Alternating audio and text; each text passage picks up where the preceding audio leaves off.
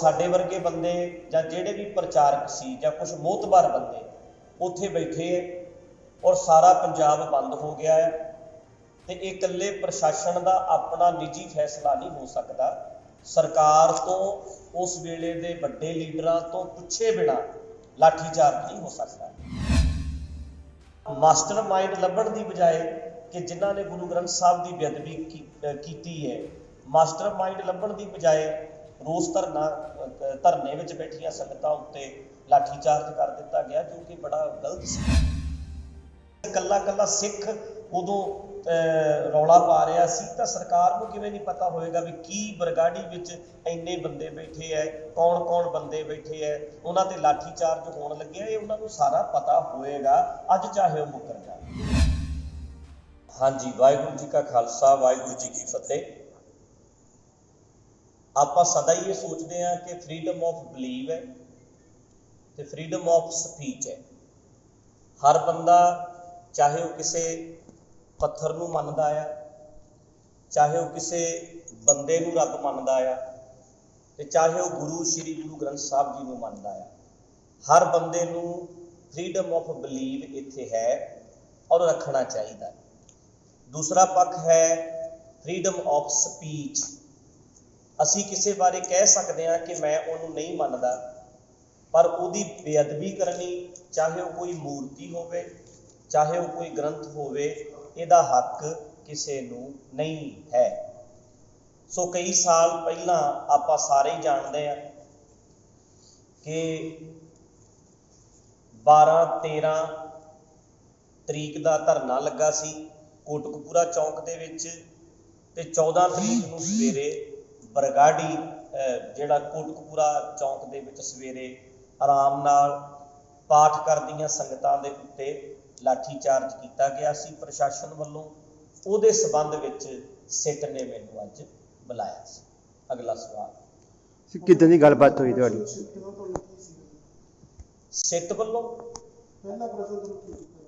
ਸਿੱਟ ਵੱਲੋਂ ਉਹੀ ਕੁਐਸਚਨ ਜਿਹੜੇ ਨੇ ਨਾ ਜੀ, ਇਹ ਹੁਣ ਤੋਂ ਲੈ ਕੇ ਪਹਿਲਾਂ ਵੀ 4 ਵਾਰ ਹੋ ਚੁੱਕਿਆ। 4 ਵਾਰ ਸਿੱਟ ਬਣੀ ਹੈ ਤੇ 4 ਵਾਰ ਉਹਨਾਂ ਨੇ ਜਿਹੜੇ ਆਪਣੇ ਤੇ ਸਵਾਲ ਕੀਤੇ ਨੇ, ਜੋ ਉੱਥੇ ਹੋਇਆ, ਜੋ ਉੱਥੇ ਵਾਪਰਿਆ, ਹੂਬਹੂ ਉਸੇ ਤਰ੍ਹਾਂ ਆਪਾਂ ਬਿਆਨ ਕਰਦੇ ਰਹੇ ਹਾਂ, ਕਿਉਂਕਿ ਸੱਚ ਇੱਕ ਹੀ ਹੁੰਦਾ, ਉਹ ਕੋਈ 2-4 ਤੇ ਹੋ ਨਹੀਂ ਸਕਦੇ। ਜਿਹੜੇ ਪਹਿਲਾਂ ਸਿੱਟ ਬਣਦੀ ਰਹੀ ਹੈ ਉਹਦੇ ਕੋਲ ਜੋ ਬਿਆਨ ਦਿੰਦੇ ਰਹੇ ਆ, 3 ਵਾਰ ਪਹਿਲਾਂ ਬਿਆਨ ਦਰਜ ਹੋਏ ਹੈ, ਅੱਜ ਚੌਥੀ ਵਾਰੀ ਉਹੀ ਬਿਆਨ ਮੈਂ ਦਰਜ ਕਰਵਾ ਕੇ ਆਇਆ। ਤੇ ਸਵਾਲ ਜਿਹੜਾ ਉਹੀ ਪਹਿਲਾਂ ਵਾਲੀ ਸੀ ਕਿ ਉਹ ਕੀ ਹੋਇਆ ਸੀ ਜੀ ਉਹਦੇ ਵਿੱਚ, ਤੇ ਉਹ ਸਪਸ਼ਟ ਸੀ ਕਿ ਆਰਾਮ ਨਾਲ ਪਾਠ ਕਰਦੀਆਂ ਸੰਗਤਾਂ ਦੇ ਉੱਤੇ ਪੁਲਿਸ ਵੱਲੋਂ ਲਾਠੀਚਾਰਜ ਹੋਇਆ ਸੀ, ਪਾਣੀ ਦੀਆਂ ਬੁਛਾੜਾਂ ਹੋਈਆਂ ਸੀ। ਉਹ ਸਵਾਲ ਪਹਿਲਾਂ ਸੀ, ਉਵੇਂ ਜਿਵੇਂ ਦੱਸ ਦਿੱਤਾ ਗਿਆ ਸੀ। ਉਹ ਤਾਂ ਵਾਰ-ਵਾਰ ਇੰਨੀਆਂ ਸਿੱਟਾਂ ਬਣ ਚੁੱਕੀਆਂ ਨੇ, ਤੁਹਾਨੂੰ ਕੋਈ ਲੱਗਦਾ ਕੋਈ ਇਨਸਾਫ ਦੀ ਕਿਰਨ ਕੋਈ ਨਜ਼ਰ ਆਵੇਗੀ? ਉਮੀਦ ਤਾਂ ਦੇਖੋ ਰੱਖਣੀ ਚਾਹੀਦੀ ਹੈ ਹਮੇਸ਼ਾ। ਹੁਣ ਜੇ ਅਸੀਂ ਭਗੌੜੇ ਹੋ ਜਾਾਂਗੇ ਵੀ ਅਸੀਂ ਇਹਨਾਂ ਸਾਹਮਣੇ ਨਹੀਂ ਜਾਣਾ ਤਾਂ ਇਹਨਾਂ ਕੋਲ ਬਹਾਨਾ ਹੋ ਜਾਏਗਾ। ਸਿੱਟ ਜਿਹੜਾ ਵੀ ਸਰਕਾਰ ਕੋਲ ਬਹਾਨਾ ਹੋ ਜਾਏਗਾ ਵੀ ਹੁਣ ਇਹ ਨਹੀਂ, ਗਵਾਹ ਹੀ ਨਹੀਂ ਆਏ। ਜਿਹੜੇ ਉਸ ਵੇਲੇ ਮੌਕੇ ਦੇ ਗਵਾਹ ਸੀ ਉਹਨਾਂ ਨੂੰ ਜਾਣਾ ਚਾਹੀਦਾ ਹੈ, ਵੇਖਣਾ ਚਾਹੀਦਾ ਹੈ। ਔਰ ਉਮੀਦ ਅਸੀਂ ਕਦੇ ਵੀ ਨਹੀਂ ਛੱਡ ਸਕਦੇ, ਉਮੀਦ ਤਾਂ ਕਰਦੇ ਹੀ ਹਾਂ ਕਿ ਉਹਦਾ ਇਨਸਾਫ ਮਿਲੇ। ਰਾਜਨੀਤਿਕ ਪਾਰਟੀਆਂ ਨੂੰ ਸਿਆਸੀ ਮੁੱਦੇ ਵਜੋਂ ਉਭਾਰ ਰਹੀਆਂ ਨੇ, ਤੁਹਾਨੂੰ ਕੀ ਲੱਗਦਾ ਉਭਾਰਨਾ ਚਾਹੀਦਾ ਜਦ ਕਿ ਧਰਮ ਦੀ ਗੱਲ ਹੈ? ਨਹੀਂ, ਗੱਲ ਧਰਮ ਦੀ ਹੈ ਤਾਂ ਸਾਰਿਆਂ ਨੂੰ ਸੋਚਣਾ ਹੀ ਚਾਹੀਦਾ ਹੈ। ਚੈਲੰਜ ਕਰਕੇ, ਇਸ਼ਤਿਹਾਰ ਲਾ ਕੇ ਤੇ ਜਦੋਂ ਤੁਸੀਂ ਬੇਅਦਬੀ ਕਰੋਗੇ ਗੁਰੂ ਗ੍ਰੰਥ ਸਾਹਿਬ ਦੀ ਤਾਂ ਉਹ ਬੜਾ ਵੱਡਾ ਮੁੱਦਾ ਸੀ ਔਰ ਇਹ ਕਿਸੇ ਦਾ ਵੀ ਨਹੀਂ ਹੋਣਾ ਚਾਹੀਦਾ। ਤਾਂ ਇਹ ਮੁੱਦਾ ਤਾਂ ਹੈਗਾ ਹੀ ਹੈ। ਉਸ ਵੇਲੇ ਦੇ ਪ੍ਰਸ਼ਾਸਨ ਨੂੰ ਚਾਹੀਦਾ ਸੀ ਕਿ ਨਾਲੇ ਉਸ ਵੇਲੇ ਤਾਂ ਜਿਹਨੂੰ ਅਸੀਂ ਆਪਣੀ ਸਰਕਾਰ ਕਹਿੰਦੇ ਹਾਂ, ਸਿੱਖਾਂ ਦੀ ਸਰਕਾਰ ਸੀ, ਉਸ ਵੇਲੇ ਤਾਂ ਚਾਹੀਦਾ ਸੀ ਇਹਨਾਂ ਨੂੰ ਕਿ ਗੁਰੂ ਗ੍ਰੰਥ ਸਾਹਿਬ ਜੀ ਦਾ ਜਿਹੜਾ ਇਨਸਾਫ ਹੈ, ਜੋ ਬੇਅਦਬੀ ਉੱਥੇ ਹੋਈ ਸੀ, ਉਹਦਾ ਇਨਸਾਫ ਸਹੀ ਤਰੀਕੇ ਨਾਲ ਦਿੱਤਾ ਜਾਣਾ ਚਾਹੀਦਾ ਸੀ। ਉਹਦਾ ਮਾਸਟਰ ਮਾਈਂਡ ਲੱਭਣ ਦੀ ਬਜਾਏ ਕਿ ਜਿਨ੍ਹਾਂ ਨੇ ਗੁਰੂ ਗ੍ਰੰਥ ਸਾਹਿਬ ਦੀ ਬੇਅਦਬੀ ਕੀਤੀ ਹੈ, ਮਾਸਟਰ ਮਾਈਂਡ ਲੱਭਣ ਦੀ ਬਜਾਏ ਰੋਸ ਧਰਨੇ ਵਿੱਚ ਬੈਠੀਆਂ ਸੰਗਤਾਂ ਉੱਤੇ ਲਾਠੀਚਾਰਜ ਕਰ ਦਿੱਤਾ ਗਿਆ, ਜੋ ਕਿ ਬੜਾ ਗਲਤ ਸੀ। ਬਾਬਾ ਜੀ, ਹੋਰ ਵੀ ਬੇਅਦਬੀ ਦੀਆਂ ਘਟਨਾਵਾਂ ਵਾਪਰੀਆਂ ਲਗਾਤਾਰ ਜਾਰੀ ਨੇ, ਤੁਹਾਨੂੰ ਕੀ ਲੱਗਦਾ ਕੋਈ ਏਜੰਸੀਆਂ ਦੇ ਕੰਮ ਨੇ ਕਿਸੇ ਦੇ?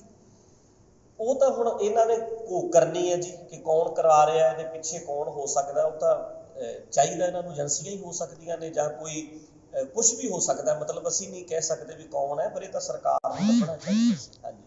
ਭਾਜੀ ਉਸ ਵੇਲੇ ਕਿਹਾ ਜਾਂਦਾ ਸੀ ਕਿ ਜਿਹੜਾ ਇਹ ਹੁਕਮ ਹੋਇਆ ਸੀਗਾ ਧਰਨਾ ਚੱਕਣ ਦੇ ਐਸਡੀਐਮ ਦਾ ਹੁਕਮ ਸੀਗਾ, ਬਾਕੀ ਐਸਡੀਐਮ ਦਾ ਹੁਕਮ ਸੀਗਾ ਜਾ ਕੇ ਪੁਲਿਸ ਨੂੰ ਧੱਕਾ ਦਿੱਤਾ ਗਿਆ। ਮੇਰਾ ਮੰਨਣਾ ਇਹ ਹੈ ਜੀ, ਮੈਂ ਉੱਥੇ ਵੀ ਸਿੱਟ ਵਿੱਚ ਬੋਲ ਕੇ ਆਇਆ ਬਈ ਪੱਤਾ ਵੀ ਹਿੱਲਦਾ ਆ, ਇੱਕ ਉਹਦਾ ਸਰਕਾਰ ਨੂੰ ਪਤਾ ਹੁੰਦਾ ਹੈ। ਜਿਹੜਾ ਮੁੱਦਾ ਐਡਾ ਵੱਡਾ ਸੀ ਔਰ ਸਾਡੇ ਵਰਗੇ ਬੰਦੇ ਜਾਂ ਜਿਹੜੇ ਵੀ ਪ੍ਰਚਾਰਕ ਸੀ ਜਾਂ ਕੁਝ ਮੋਹਤਬਾਰ ਬੰਦੇ ਉੱਥੇ ਬੈਠੇ ਹੈ ਔਰ ਸਾਰਾ ਪੰਜਾਬ ਬੰਦ ਹੋ ਗਿਆ ਹੈ, ਤੇ ਇਹ ਇਕੱਲੇ ਪ੍ਰਸ਼ਾਸਨ ਦਾ ਆਪਣਾ ਨਿੱਜੀ ਫੈਸਲਾ ਨਹੀਂ ਹੋ ਸਕਦਾ। ਸਰਕਾਰ ਤੋਂ ਉਸ ਵੇਲੇ ਦੇ ਵੱਡੇ ਲੀਡਰਾਂ ਤੋਂ ਪੁੱਛੇ ਬਿਨਾਂ ਲਾਠੀਚਾਰਜ ਨਹੀਂ ਹੋ ਸਕਦਾ। ਜੇ ਲਾਠੀਚਾਰਜ ਹੋਇਆ, ਜੇ ਅਥਰੂ ਗੈਸ ਦੇ ਗੋਲੇ ਸਿੱਟੇ ਗਏ ਹੈ, ਜੇ ਉੱਥੇ ਜੋ ਵੀ ਹੋਇਆ, ਉਹਦੇ ਵਿੱਚ ਇਹ ਨਹੀਂ ਹੋ ਸਕਦਾ ਕਿ ਉਸ ਵੇਲੇ ਦੇ ਪ੍ਰਮੁੱਖ ਲੀਡਰਾਂ ਨੂੰ ਇਹਦੇ ਬਾਰੇ ਪਤਾ ਨਾ ਹੋਵੇ। ਵੱਡੇ ਅਫਸਰਾਂ ਨੂੰ ਵੀ ਪਤਾ ਸੀ ਤੇ ਮੇਨ ਲੀਡਰਾਂ ਨੂੰ ਵੀ ਪਤਾ ਸੀ, ਕਿਉਂਕਿ ਘਟਨਾ ਵਰਲਡ ਵਾਈਡ ਇਹ ਫੈਲ ਚੁੱਕੀ ਸੀ। ਸਾਰੇ ਸੰਸਾਰ ਪੱਧਰ ਤੇ ਉਹਦਾ ਜ਼ਿਕਰ ਹੋ ਰਿਹਾ ਸੀ। ਕੱਲਾ ਸਿੱਖ ਉਦੋਂ ਰੌਲਾ ਪਾ ਰਿਹਾ ਸੀ, ਤਾਂ ਸਰਕਾਰ ਨੂੰ ਕਿਵੇਂ ਨਹੀਂ ਪਤਾ ਹੋਏਗਾ ਵੀ ਕੀ ਬਰਗਾੜੀ ਵਿੱਚ ਇੰਨੇ ਬੰਦੇ ਬੈਠੇ ਹੈ, ਕੌਣ ਬੰਦੇ ਬੈਠੇ ਹੈ, ਉਹਨਾਂ ਤੇ ਲਾਠੀ ਚਾਰਜ ਹੋਣ ਲੱਗਿਆ। ਇਹ ਉਹਨਾਂ ਨੂੰ ਸਾਰਾ ਪਤਾ ਹੋਏਗਾ, ਅੱਜ ਚਾਹੇ ਉਹ ਮੁੱਕਰ ਜਾਣ। ਇੱਕ ਸਵਾਲ ਹੈ ਤੁਹਾਡੇ ਕੋਲ ਜਿਹੜੀ ਪੂਰੀ ਪੁੱਛਗਿੱਛ ਦੇ ਵਿੱਚ ਕੀਤੀ ਗਈ, ਔਰ ਪੁਰਾਣੀ ਐਸਆਈਟੀ ਤੋਂ ਔਰ ਹੁਣ ਵਾਲੀ ਐਸਆਈਟੀ ਦੇ ਵਿੱਚ ਕੋਈ ਸਵਾਲਾਂ ਦੇ ਵਿੱਚ ਫਰਕ ਨਜ਼ਰ ਆਇਆ ਤੁਹਾਨੂੰ? ਨਹੀਂ, ਸਵਾਲ ਤਾਂ ਇੱਕੋ ਜਿਹੇ ਹੀ ਹੈ ਸਾਰਿਆਂ ਦੇ ਵੀ ਕੀ ਤੁਸੀਂ ਉੱਥੇ ਜੋ ਹੋਇਆ ਤੁਸੀਂ ਸਾਨੂੰ ਬਿਆਨ ਕਰਦੇ ਹੋ। ਜੋ ਸਾਡੀਆਂ ਸਟੇਟਮੈਂਟਾਂ ਨੇ ਪਹਿਲਾਂ ਵੀ ਉਹੀ ਸੀ ਤੇ ਅੱਜ ਵੀ ਉਹੀ ਨੇ। ਜੋ ਅਸੀਂ ਉਸ ਵੇਲੇ ਹੋਇਆ ਸੀ ਉਹ ਸੱਚ ਆਪਣਾ ਬਿਆਨ ਕਰ ਦਿੱਤਾ, ਪਹਿਲਾਂ ਵੀ ਕਰਦੇ ਰਹੇ ਆ, ਇਸ ਵਾਰੀ ਵੀ ਕਰਕੇ ਆਏ। ਲਗਾਤਾਰ 3 ਘੰਟੇ ਤੱਕ ਲਗਭਗ ਪੁੱਛਗਿੱਛ ਤੁਹਾਡੇ ਤੋਂ ਕੀਤੀ ਗਈ। ਹਾਂਜੀ। ਇੰਨੇ ਟਾਈਮ ਦੇ ਵਿੱਚ ਕਿਉਂਕਿ ਸਵਾਲ ਜਵਾਬ ਕਾਫੀ ਹੋਣੇ, ਕਿੰਨੇ ਕੁ ਸਵਾਲਾਂ ਦੀ ਕੀਤੀ ਸੀ? ਕੀ ਉਹ ਪਹਿਲਾਂ ਕੋਈ ਲਿਸਟ ਲੈ ਕੇ ਬੈਠੇ ਸੀ ਜਾਂ ਗੱਲਾਂ ਦੇ ਨਹੀਂ, ਇਦਾਂ ਨਹੀਂ। ਉਹ ਖੁੱਲ ਕੇ ਹੌਲੀ ਸਮਝਣਾ ਚਾਹ ਰਹੇ ਸੀ, ਬਰੀਕੀਆਂ ਕਈ ਗੱਲਾਂ ਦੀਆਂ, ਵੀ ਐਸਜੀਪੀਸੀ ਦਾ ਸਿਸਟਮ ਕੀ ਹੈ, ਜਾਂ ਜਿਹੜੇ ਆਪਾਂ ਕੁਝ ਪ੍ਰਚਾਰਕ ਨੇ ਜਿਹੜੇ ਲੌਜੀਕਲ ਗੱਲ ਕਰਦੇ ਨੇ, ਕੁਝ ਪ੍ਰਚਾਰਕ ਨੇ ਜਿਹੜੇ ਪੁਰਾਣੀਆਂ ਪਰੰਪਰਾਵਾਂ ਨੂੰ ਮੰਨਣ ਵਾਲੇ ਨੇ। ਉੱਥੇ ਧਰਨੇ ਦੇ ਵਿੱਚ ਬੈਠਿਆਂ ਦੇ ਵਿੱਚ ਕੌਣ ਬੰਦੇ ਸੀ ਜਿਹੜੇ ਥੋੜੇ ਜਿਹੇ ਹਟ ਕੇ ਗੱਲ ਕਰਨ ਵਾਲੇ ਨੇ, ਜੋ ਕਿ ਫਿਊਚਰ ਦੇ ਵਿੱਚ ਇੱਕ ਗਰੁੱਪ ਬਣਾ ਕੇ ਐਸਜੀਪੀਸੀ ਤੇ ਵੱਧ ਸਕਦੇ ਸੀ। ਇਹ ਕਈ ਗੱਲਾਂ ਇਸ ਟਾਈਪ ਦੀਆਂ ਖੁੱਲ ਕੇ ਹੋਈਆਂ। ਬਾਬਾ ਜੀ ਕਿਹਾ ਜਾਂਦਾ ਕਿ ਗਰਮ ਗਲੀ ਹੈ, ਕੁਝ ਕਿਹਾ ਜਾਂਦਾ ਕਿ ਨਰਮ ਗਲੀ ਹੈ, ਤਾਂ ਕੁਝ ਉਸ ਤਰ੍ਹਾਂ ਦੀ ਗੱਲਬਾਤ ਤੁਹਾਡੇ ਤੋਂ ਪੁੱਛੀ ਕਿ ਕਿਹੜੇ ਗਰਮ ਗਲ ਦੇ ਤੁਹਾਨੂੰ ਲੱਗ ਰਹੀ ਸੀ? ਨਹੀਂ, ਇਦਾਂ ਦੀ ਗੱਲ ਉਹਨਾਂ ਨੇ ਨਹੀਂ ਕੀਤੀ। ਬਸ ਇਹੀ ਕਿਹਾ ਸੀ ਕਿ ਕਿਤੇ ਨਾ ਕਿਤੇ ਉਹ ਗੁੱਸਾ ਕਿਉਂ ਸੀ, ਜੋ ਮੈਂ ਵੀ ਮਹਿਸੂਸ ਕਰਦਾ ਕਿ ਜਿਹੜੇ ਸਾਡੇ ਵਰਗੇ ਬੰਦੇ ਆ, ਕੁਝ ਬੰਦੇ ਹੈਗੇ ਆ ਪ੍ਰਚਾਰਕ ਜਿਹੜੇ ਆ, ਜਿਹੜੀ ਕਿ ਥੋੜੇ ਜਿਹੇ ਲੌਜਿਕ ਨਾਲ ਗੱਲ ਕਰਦੇ ਆ, ਯੰਗ ਜਨਰੇਸ਼ਨ ਵੱਲ ਵੇਖ ਕੇ ਵੀ ਜਿਹੜੇ ਉਹਨਾਂ ਨੂੰ ਅਸੀਂ ਧਰਮ ਵਾਲੇ ਪਾਸੇ ਲੈ ਕੇ ਆਈਏ, ਤੇ ਉਹਦੇ ਤੋਂ ਸਾਡੇ ਪਰੰਪਰਾਵਾਦੀ ਲੋਕ ਜਿਹੜੇ ਆ ਸਾਰੇ ਦੁਖੀ ਹੈਗੇ ਹੀ ਹੈ। ਜਿਹੜਾ ਗਰੁੱਪ ਉੱਥੇ ਬੈਠਾ ਸੀ, ਏਦਾਂ ਕਹਿ ਲਓ ਇਹਨਾਂ ਦੇ ਹਿਸਾਬ ਨਾਲ ਤਾਂ ਬੋਲ ਭੜਾਕਣੇ, ਉਹ ਹਰ ਗੱਲ ਮੂੰਹ ਤੇ ਬੋਲਦੇ ਆ, ਖੁੱਲ ਕੇ ਕਹਿ ਦਿੰਦੇ ਆ, ਲੀਡਰਾਂ ਨੂੰ ਵੀ ਕਹਿ ਦਿੰਦੇ ਆ, ਤੇ ਇਹਨਾਂ ਨੂੰ ਉਹ ਵੀ ਗੁੱਸਾ ਸੀ ਸਾਡੇ। ਬਾਬਾ ਜੀ ਲੱਗਦਾ ਕਿ ਹੁਣ ਜਿਵੇਂ ਸਿੱਖ ਸੰਗਤ ਇਨਸਾਫ ਚਾਹ ਰਹੀ ਹੈ, ਜਿਹੜੀ ਸਿੱਟ ਬਣਾਈ ਹੈ, ਕਿ ਹੁਣ ਸਿੱਖ ਸੰਗਤ ਨੂੰ ਇਨਸਾਫ ਮਿਲੂਗਾ? ਕਿਉਂਕਿ ਲੰਬਾ ਅਰਸਾ ਤੋਂ ਬਾਅਦ ਇਹ ਸਿੱਟ ਬਣਾਈ ਜਾਂਦੀ ਹੈ, ਹਾਲੇ ਤੱਕ ਕੋਈ ਸਿੱਟਾ ਨਹੀਂ ਨਿਕਲਿਆ। ਜਿਹੜੀ ਇਹ ਸਿੱਟ ਬਣਾਈ, ਕੋਈ ਲੱਗਦਾ ਇਨਸਾਫ ਮਿਲੂਗਾ ਕੁਛ? ਉਮੀਦ, ਜਿਹੜੀ ਪਹਿਲਾਂ ਮੈਂ ਗੱਲ ਕੀਤੀ ਹੈ ਵੀ ਉਮੀਦ ਤੇ ਦੁਨੀਆ ਕਾਇਮ ਹੈ, ਉਮੀਦ ਨਹੀਂ ਛੱਡਣੀ ਚਾਹੀਦੀ। ਜੇ ਅੱਜ ਅਸੀਂ ਕਹਿ ਦਈਏ ਜੀ ਸਾਨੂੰ ਇਹਨਾਂ ਤੋਂ ਵੀ ਕੋਈ ਉਮੀਦ ਨਹੀਂ, ਉਹਨਾਂ ਨੇ ਕਹਿਣਾ ਜੀ ਹੁਣ ਤੇ ਗਵਾਹ ਹੀ ਨਹੀਂ ਆ ਰਹੇ ਤੇ ਅਸੀਂ ਕੀ ਕਰੀਏ। ਇਸ ਕਰਕੇ ਅਸੀਂ ਉਮੀਦ ਕਰਦੇ ਹਾਂ ਕਿ ਹੁਣ ਇਹਦਾ ਕੋਈ ਚੰਗਾ ਰਿਜ਼ਲਟ। ਪਹਿਲਾਂ ਬੜੀਆਂ ਉਮੀਦਾਂ ਸੀਗੀਆਂ, ਹਾਂਜੀ। ਉਹ ਆਮ ਆਦਮੀ ਪਾਰਟੀ ਵਿੱਚ ਚਲੇ ਜਾਂਦੇ ਨੇ, ਤਾਂ ਪੰਥ ਨੂੰ ਜਾਂ ਸਿੱਖ ਸੰਗਤ ਨੂੰ ਦੋ ਜ਼ਿੰਦਗੀ ਵਿੱਚ ਪਾਇਆ ਹੋਇਆ, ਕੋਈ ਇੱਕ ਪਾਸੇ ਨਹੀਂ ਜਾ ਰਿਹਾ। ਤੁਹਾਨੂੰ ਕੀ ਲੱਗਦਾ ਹੈ ਕਿ ਕਿਵੇਂ ਹੋਣਾ ਚਾਹੀਦਾ, ਇਨਸਾਫ ਕਿਵੇਂ ਮਿਲੂਗਾ, ਜਾਂ ਇਹਦਾ ਪੈਰਾਮੀਟਰ ਕੀ ਹੋਣਾ ਚਾਹੀਦਾ? ਨਹੀਂ, ਪੈਰਾਮੀਟਰ ਤਾਂ ਦੇਖੋ, ਮੈਂ ਤੁਹਾਨੂੰ ਪਹਿਲਾਂ ਹੀ ਕਹਿ ਕੇ ਹਟਿਆ ਵੀਰ ਜੀ, ਕਿ ਚਾਹੇ ਕੋਈ ਪੱਥਰ ਤੇ ਵੀ ਸ਼ਰਧਾ ਬਣਾ ਕੇ ਬੈਠਾ ਨਾ, ਬਲੀਵ ਹੈ। 1000 ਬੰਦਾ ਆ ਟੇਬਲ ਨੂੰ ਮੱਥਾ ਟੇਕਦਾ ਹੈ ਤੇ ਮੈਨੂੰ ਨਹੀਂ ਚਾਹੀਦਾ ਕਿ ਮੈਂ ਇਸ ਟੇਬਲ ਨੂੰ ਲੱਤ ਮਾਰਾਂ, ਮੈਂ ਇਹਦੀ ਬੇਅਦਬੀ ਕਰਾਂ, ਕਿਉਂਕਿ ਉਹ ਸਤਿਕਾਰ ਕਰਦਾ ਹੈ। ਮੈਂ ਇਹ ਕਹਿ ਸਕਦਾ ਵੀ ਟੇਬਲ ਤੇ ਸ਼ਰਧਾ ਬਣਾਉਣੀ ਮਾੜੀ ਗੱਲ ਹੈ, ਫਰੀडम ਆਫ ਸਪੀਚ ਮੇਰਾ ਹੱਕ ਹੈ, ਪਰ ਬਲੀਵ ਹੈ ਜਿਹੜਾ ਉਹ ਅਗਲੇ ਦਾ ਹੱਕ ਹੈ, ਰਾਈਟ ਹੈ। ਉਹ ਇਹਨੂੰ ਰੱਬ ਮੰਨਣਾ ਚਾਹੁੰਦਾ ਟੇਬਲ ਨੂੰ ਤਾਂ ਮੰਨ ਲਵੇ, ਸਾਨੂੰ ਉਹਦੇ 'ਚ ਕੋਈ ਆਬਜੈਕਸ਼ਨ ਨਹੀਂ ਹੋਣਾ ਚਾਹੀਦਾ। ਮੈਂ ਬੋਲ ਸਕਦਾ, ਮੈਂ ਬਾਂਹ ਨਹੀਂ ਫੜ ਸਕਦਾ ਕਿਸੇ ਦੀ। ਸੋ ਉਹ ਜੋ ਹੋਇਆ ਸੀ ਉਹ ਮਾੜਾ ਸੀ, ਕਿਤੇ ਵੀ ਨਾ ਹੋਵੇ। ਤੇ ਇਹ ਹਰ ਇੱਕ ਦੀ ਬਲੀਵ ਦੀ ਰਾਖੀ ਕਰਨਾ ਹਰ ਗਵਰਨਮੈਂਟ ਦਾ ਫਰਜ਼ ਬਣਦਾ ਹੈ। ਪ੍ਰਸ਼ਾਸਨ ਦਾ ਫਰਜ਼ ਬਣਦਾ ਹੈ। ਉਹ ਕੱਲਾ ਮੇਰੀ ਗੱਲ ਨਹੀਂ ਕਿ ਅਸੀਂ ਗੁਰੂ ਗ੍ਰੰਥ ਸਾਹਿਬ ਕਰਕੇ ਕਹਿੰਦੇ ਆ, ਚਾਹੇ ਉਹ ਕੋਈ ਕਬਰ ਵੀ ਕਿਉਂ ਨਾ ਹੋਵੇ। ਮੈਂ ਟੇਬਲ ਦੀ ਗੱਲ ਕਰ ਰਿਹਾ ਨਾ ਜੀ, ਚਾਹੇ ਕਬਰ ਵੀ ਕਿਉਂ ਨਾ ਹੋਵੇ, ਇਹ ਹੱਕ ਬਣਦਾ, ਸਾਡਾ ਹੱਕ ਹੈ। ਅਸੀਂ ਕਿਸੇ ਚੀਜ਼ ਨੂੰ ਮੰਨਦੇ ਆ, ਉਹਦੀ ਬੇਅਦਬੀ ਕੋਈ ਨਾ। ਜਿਹੜੇ ਸਵਾਲ ਸੀ ਸਾਰੇ ਉਹ ਗੋਲੀकांड ਨਾਲ ਹੀ ਜਿਹੜੇ ਗੋਲੀ ਸਾਹਿਬ ਉਹਦਾ ਸੰਬੰਧਿਤ ਸੀ, ਜਾਂ DFT ਬਾਰੇ ਵੀ ਗੱਲਾਂ ਬਾਤਾਂ ਹੋਈਆਂ, ਜਾਂ ਉਹਦੇ ਬਾਰੇ ਕੋਈ ਸਵਾਲ ਜਵਾਬ ਕੀਤੇ ਗਏ? ਨਹੀਂ, ਜਿਹੜਾ ਮਸਲਾ ਇਹ ਸਿੱਟ ਦਾ ਹੈਗਾ, ਇਹ ਕੋਟਕਪੂਰਾ ਜਿਹੜਾ ਗੋਲੀकांड ਹੋਇਆ ਉਹਦੇ ਬਾਰੇ ਸੀ। ਹਾਂਜੀ, ਕੋਈ ਬੈਕਗ੍ਰਾਉਂਡ ਜਾਣਨ ਦੀ ਕੋਸ਼ਿਸ਼ ਕੀਤੀ ਗਈ, ਕਿਉਂਕਿ ਜੀ ਗੋਲੀकांड ਤਾਂ ਚਲੋ ਇੱਕ ਘਟਨਾ ਹੈ, ਪਰ ਉਸ ਤੋਂ ਪਹਿਲਾਂ ਜਿਹੜੀਆਂ ਲੜੀਵਾਰ, ਜਿਸ ਤਰ੍ਹਾਂ ਤੁਸੀਂ ਜ਼ਿਕਰ ਕੀਤਾ ਕਿ ਜਦੋਂ ਪੋਸਟਰ ਲਗਾਏ ਗਏ ਪਹਿਲਾਂ ਤੇ ਬੇਅਦਬੀ ਹੁੰਦੀ ਹੈ, ਪੋਸਟਰ ਲਗਾਏ ਜਾਂਦੇ ਨੇ, ਧਰਨੇ ਲੱਗਦੇ ਨੇ, ਉਸ ਤੋਂ ਬਾਅਦ ਐਟ ਦੀ ਐਂਡ ਅਸੀਂ ਕਹਿ ਸਕਦੇ ਹਾਂ ਕਿ ਗੋਲੀकांड ਦਾ ਜ਼ਿਕਰ ਹੁੰਦਾ ਹੈ, ਤਾਂ ਜਿਹੜੀ ਬੈਕਗ੍ਰਾਉਂਡ ਤਿਆਰ ਹੁੰਦੀ ਹੈ ਉਸ ਦੇ ਬਾਰੇ ਵੀ ਕੋਈ ਜ਼ਿਕਰ ਅੱਜ ਤੁਹਾਡੇ ਵੱਲੋਂ ਕੀਤਾ ਜਾਏਗਾ? ਨਹੀਂ, ਉਹਨਾਂ ਨੇ ਇਹੀ ਪੁੱਛਿਆ ਸੀ ਵੀ ਤੁਸੀਂ ਇਹ ਮਸਲਾ ਹੀ ਐਡਾ ਵੱਡਾ ਕਿਉਂ ਹੋਇਆ। ਮਸਲੇ ਤਾਂ ਪਹਿਲਾਂ ਵੀ ਸੀ, ਪਰ ਮੈਂ ਉਹਨਾਂ ਨੂੰ ਇਹੀ ਕਹਿਣਾ ਚਾਹੁੰਦਾ ਸੀ ਵੀ ਬੇਅਦਬੀਆਂ ਤਾਂ ਬਹੁਤ ਥਾਵਾਂ ਤੇ ਹੁੰਦੀਆਂ ਨੇ, ਅੱਜ ਵੀ ਹੋ ਰਹੀਆਂ ਨੇ, ਪਰ ਉਸ ਵੇਲੇ ਬਕਾਇਦਾ ਇਸ਼ਤਿਹਾਰ ਲਾ ਕੇ, ਪੋਸਟਰ ਛਾਪ ਕੇ, ਚੈਲੰਜ ਕਰਕੇ ਉਹ ਸਾਰਾ ਕੁਝ ਕੀਤਾ ਸੀ। ਜਦੋਂ ਇਸ਼ਤਿਹਾਰ ਲਾ ਦਿੱਤੇ ਗਏ ਸੀ ਤਾਂ ਪ੍ਰਸ਼ਾਸਨ ਨੂੰ ਹਰਕਤ ਵਿੱਚ ਆ ਕੇ ਉਸੇ ਵੇਲੇ ਐਕਸ਼ਨ ਲੈਣਾ ਚਾਹੀਦਾ ਸੀ। ਐਕਸ਼ਨ ਨਹੀਂ ਲਿਆ। ਉਹਨਾਂ ਨੇ ਫਿਰ ਪੱਤਰੇ ਜਿਹੜੇ ਸੀ ਜਗ੍ਹਾ ਜਗ੍ਹਾ ਗੁਰੂ ਗ੍ਰੰਥ ਸਾਹਿਬ ਦੇ ਖਿਲਾਰ ਦਿੱਤੇ, ਤੇ ਉਹਦੇ ਉੱਤੇ ਉਹਦੇ ਰੋਸ ਵਜੋਂ ਸਾਰਾ ਧਰਨਾ ਲੱਗਾ ਸੀ। ਸਰ, ਪੱਤਰੇ ਖਿਲਾਰਨ ਦੀ ਜਿਹੜੀ ਤੁਸੀਂ ਗੱਲ ਕਰਦੇ ਹੋ, ਪੋਸਟਰ ਲਾਉਣ ਦੀ ਗੱਲ ਕਰਦੇ ਹੋ, ਇੱਕ ਖਾਸ ਤਬਕੇ ਦੇ ਨਾਲ ਜੁੜੇ ਹੋਏ ਲੋਕਾਂ ਦਾ ਜ਼ਿਕਰ ਵਾਰ-ਵਾਰ ਆਉਂਦਾ ਹੈ। ਕੀ ਲੱਗਦਾ ਹੈ ਕਿ ਉਹਨਾਂ ਦਾ ਵੀ ਇਸ ਚੀਜ਼ ਦੇ ਨਾਲ ਲਿੰਕ ਜੁੜਦਾ ਹੈਗਾ, ਬੇਅਦਬੀ ਦੀ ਘਟਨਾਵਾਂ ਤੋਂ ਲੈ ਕੇ ਗੋਲੀकांड ਤੱਕ ਦਾ ਜ਼ਿਕਰ ਕਰਦੇ?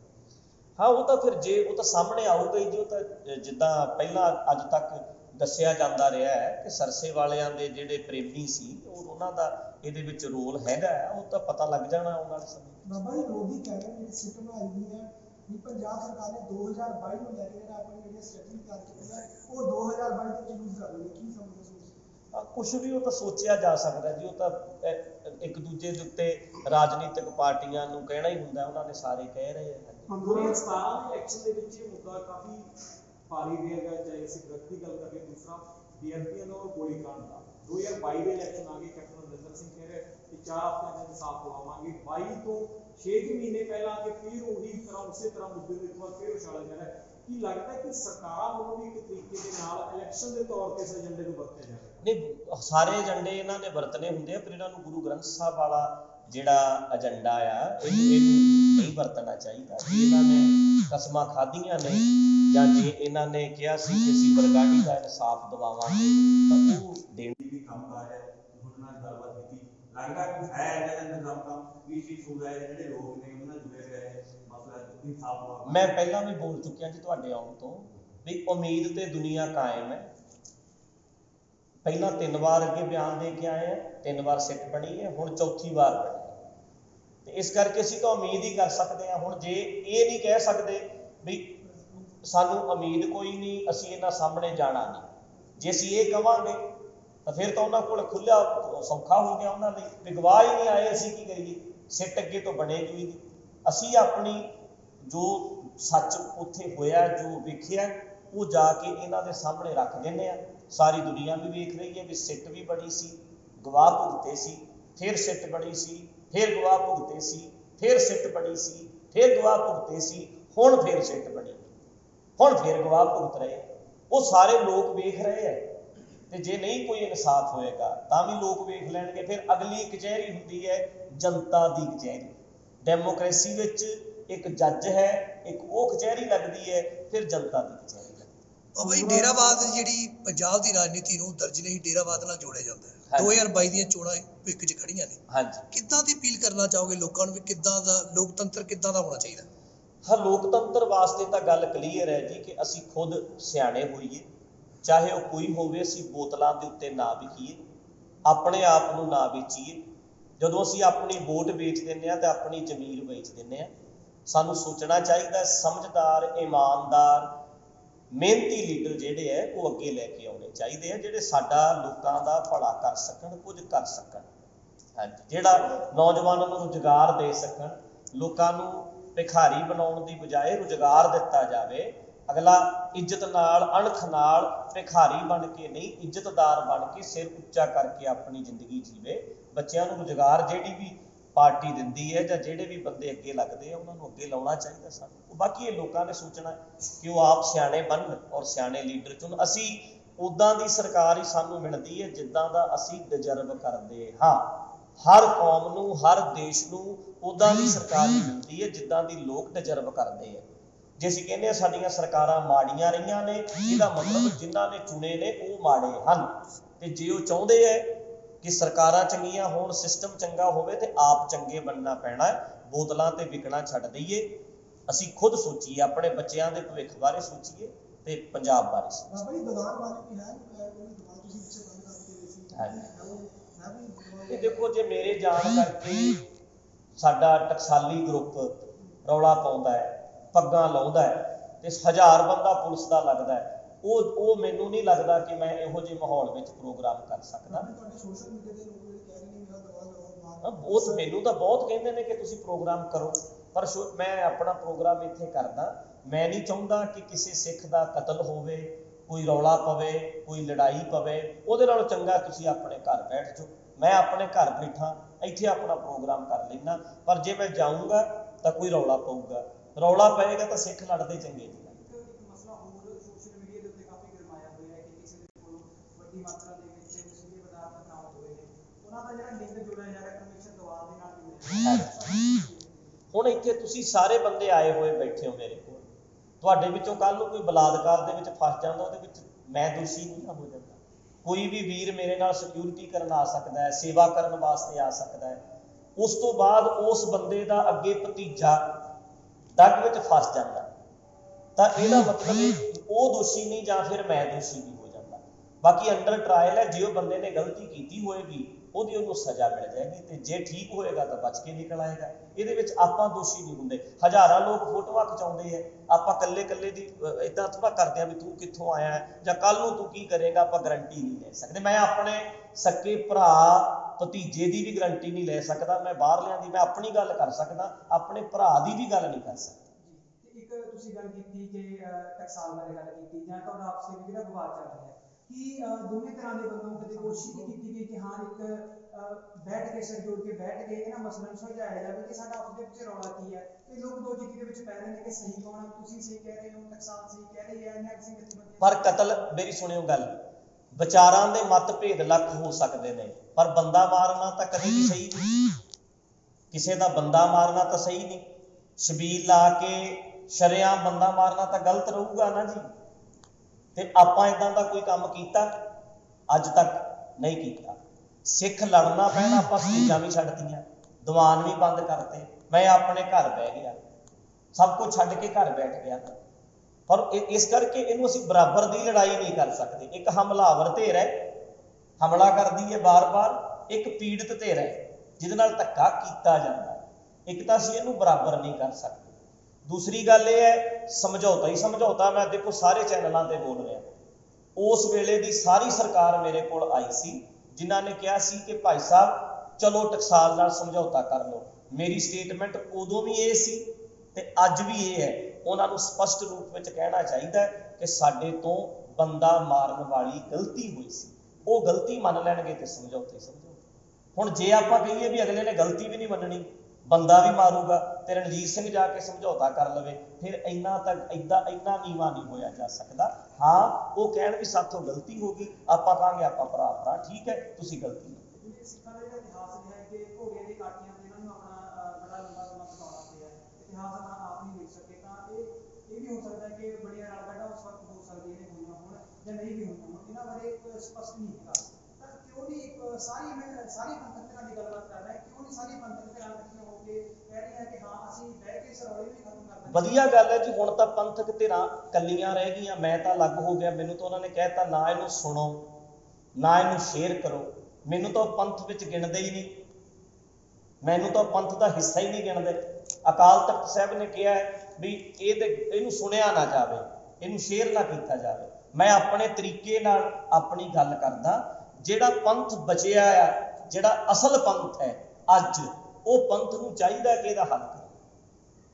ਮੈਨੂੰ ਤਾਂ ਗਿਣਦੇ ਨਹੀਂ ਵਿੱਚ। ਅਕਸਰ ਕਿਹਾ ਜਾਂਦਾ ਹੈ ਕਿ ਜਿਹੜਾ ਅਕਾਲ ਤਖਤ ਦਾ ਜਥੇਦਾਰ ਹੈ ਬਾਦਲਾਂ ਦੀ ਜੇਬ ਚ, ਅਕਸਰ ਲੋਕ ਕਹਿੰਦੇ ਨੇ ਇੱਕ ਬਿਆਨ ਸੰਤ ਰਣਜੀਤ ਸਿੰਘ ਭਿੰਡਰਾਂਵਾਲੇ ਦਾ ਸੀਗਾ, ਕਹਿੰਦੇ ਜੀ ਅਸੀਂ ਖਾਲਿਸਤਾਨ ਨਹੀਂ ਮੰਗਦੇ, ਜੇ ਮਿਲ ਗਿਆ ਤਾਂ ਅਸੀਂ ਲੈ ਲਾਂਗੇ। ਹਾਂਜੀ ਸੇਮ ਬਿਆਨ ਅਕਾਲ ਤਖਤ ਦੇ ਜਥੇਦਾਰ ਦਾ ਆਉਂਦਾ ਹੈ, ਪਰ ਕਿਹਾ ਜਾਂਦਾ ਕਿ ਜਿਹੜਾ ਭਿੰਡਰਾਂਵਾਲੇ ਦਾ ਉਹ ਬਾਦਲ ਆਉਂਦਾ ਨੇ, ਜਿਹੜਾ ਬਾਦਲਾਂ ਦਾ ਉਹ ਭਿੰਡਰਾਂਵਾਲੇ ਦਾ।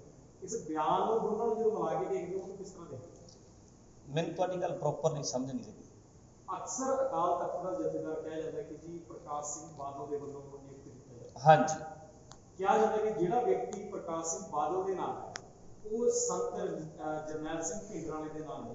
ਹਾਂਜੀ ਇੱਕ ਜਰਨੈਲ ਸਿੰਘ ਭਿੰਡਰਾਂਵਾਲੇ ਦਾ ਬਿਆਨ ਸੀ ਕਿ ਸਾਨੂੰ ਜੇਕਰ ਖਾਲਿਸਤਾਨ ਮਿਲਦਾ ਤਾਂ ਅਸੀਂ ਲੈਣ ਲਈ ਤਿਆਰ ਹਾਂ। ਇਹ ਜਿਹੀ ਬਿਆਨ ਉਸ ਤੋਂ ਬਾਅਦ ਅਕਾਲ ਤਖਤ ਦੇ ਜਥੇਦਾਰ ਦਾ ਆਉਂਦਾ ਹੈ ਕਿ ਜੇਕਰ ਸਾਨੂੰ ਖਾਲਿਸਤਾਨ ਮਿਲਦਾ ਤਾਂ ਅਸੀਂ ਲੈਣ ਲਈ ਤਿਆਰ ਹਾਂ। ਜਥੇਦਾਰ ਦੇਖੋ, ਜੇ ਬਾਬੇ ਜਰਨੈਲ ਸਿੰਘ ਹੁਣਾਂ ਨੇ ਕੋਈ ਗੱਲ ਕੀਤੀ ਸੀ ਤਾਂ ਉਹਨਾਂ ਦੇ ਬਿਆਨ ਦੀ ਕੋਈ ਵੈਲਿਊ ਹੋਊਗੀ, ਪਰ ਜਿਹੜੇ ਜਥੇਦਾਰ ਨੇ ਇਹਨਾਂ ਦੇ ਬਿਆਨ ਦੀ ਵੈਲਿਊ ਕੀ ਹੈ? ਅੱਜ ਬਿਆਨ ਦਿੰਦੇ ਨੇ, ਕੱਲ ਨੂੰ ਕਹਿਣਗੇ ਮੈਂ ਵਾਪਸ ਲੈ ਲਿਆ, ਮੇਰੇ ਬਿਆਨ ਨੂੰ ਤੋੜ ਮਰੋੜ ਕੇ ਪੇਸ਼ ਕਰਤਾ। ਇਹਨਾਂ ਦੇ ਬਿਆਨ ਦੀ ਕੋਈ ਵੈਲਿਊ ਨਹੀਂ ਹੈਗੀ, ਔਰ ਇਦਾਂ ਕੀਤਾ ਸੀ ਉਹਨਾਂ ਨੇ। ਉਹ ਜਿਹੜਾ ਬਿਆਨ ਦਿੱਤਾ ਸੀ ਉਹ ਬਿਆਨ ਇਹਨਾਂ ਨੇ ਵਾਪਸ ਲੈ ਲਿਆ ਸੀ। ਆਰਐਸਐਸ ਮੁਖੀ ਦਾ ਬਿਆਨ ਆਉਂਦਾ ਕਿ ਜੀ ਹਿੰਦੂ ਨਹੀਂ ਉਹ ਜਿਹੜਾ ਕਿ ਅਸੀਂ ਕਹਿੰਦਾ ਕਿ ਸਾਡੇ ਘਰ ਦੇ ਕੋਲੇ ਮੁਸਲਮਾਨ ਨਹੀਂ ਰਹਿਣਾ ਚਾਹੀਦਾ। ਕਿਸ ਤਰ੍ਹਾਂ ਦੇਖਿਓ? ਦੂਜੀ ਗੱਲ ਉਹਨਾਂ ਨੇ ਕਹੀ ਕਿ ਹਿੰਦੂ ਨੂੰ ਚਾਹੀਦਾ ਕਿ ਆਪਣੇ ਆਪ ਨੂੰ ਭਾਰਤੀ ਕਹਿਣ, ਕਿਉਂਕਿ ਦੇਸ਼ ਪਹਿਲਾਂ ਹੈਗਾ, ਧਰਮ ਬਾਅਦ। ਨਹੀਂ, ਇਦਾਂ ਦੀ ਗੱਲ ਚਾਹੇ ਕੋਈ ਵੀ ਹੈ, ਆਰਐਸਐਸ ਦੀਆਂ ਜਿਹੜੀਆਂ ਇਦਾਂ ਦੀਆਂ ਨੀਤੀਆਂ, ਇੱਕ ਰਾਸ਼ਟਰਵਾਦ ਬਣਾਉਣਾ ਜਾਂ ਇੱਕੋ ਹੀ ਹਿੰਦੂ ਰਾਸ਼ਟਰ, ਇਹ ਠੀਕ ਨਹੀਂ ਗੱਲਾਂ। ਇੱਥੇ ਬਹੁ ਗਿਣਤੀ ਲੋਕ ਰਹਿੰਦੇ ਹੈ, ਬਹੁ ਧਰਮੀ ਲੋਕ ਰਹਿੰਦੇ ਹੈ, ਵੱਖਰੇ ਵੱਖਰੇ ਢੰਗਾਂ ਨਾਲ ਉਹਨਾਂ ਨੂੰ ਜਿਉਣ ਦਾ ਹੱਕ ਹੋਣਾ ਚਾਹੀਦਾ ਹੈ। ਕੋਈ ਵੀ ਬੰਦਾ ਜਿਹੜਾ ਇਦਾਂ ਦੀ ਕੱਟੜ ਸੋਚ ਰੱਖ ਕੇ ਬੈਠਾ ਹੈ, ਚਾਹੇ ਉਹ ਕੋਈ ਮੋਹਨ ਭਾਗਵਤ ਹੈ ਤੇ ਚਾਹੇ ਉਹ ਕੋਈ ਸਾਡਾ ਸਿੱਖ ਹੈ, ਜਿਹੜਾ ਇੱਕ ਨੂੰ ਚਾਹੁੰਦਾ ਬਾਕੀ ਸਾਰੇ ਖਤਮ ਹੋ ਜਾਣ, ਇਹ ਸੋਚ ਠੀਕ ਹੈ। ਠੀਕ ਹੈ ਬਾਬੂ ਜੀ।